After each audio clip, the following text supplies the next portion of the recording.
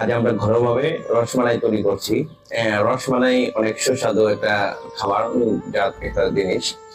সেজন্য আমরা ঘরে বসে রসমালাই তৈরি করছি। কিভাবে রসমালাই তৈরি করছি আপনাদের যদি দেখাই। আর রসমালাই এগুলো যে অনেক সুস্বাদু হবে তার বাস্তব প্রমাণ হলো এইগুলা। দেখেন কি সুন্দর সুস্বাদু জিনিস। অনেকগুলো তৈরি করছি, অনেক 20-25টার মতো হবে।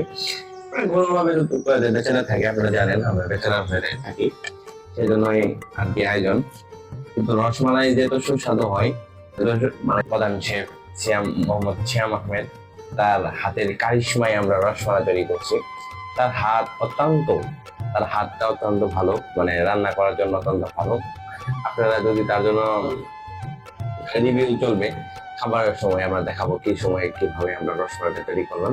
সেই পর্যন্ত আমাদের সাথে থাকতে হবে, পাশে থাকুন। ধন্যবাদ।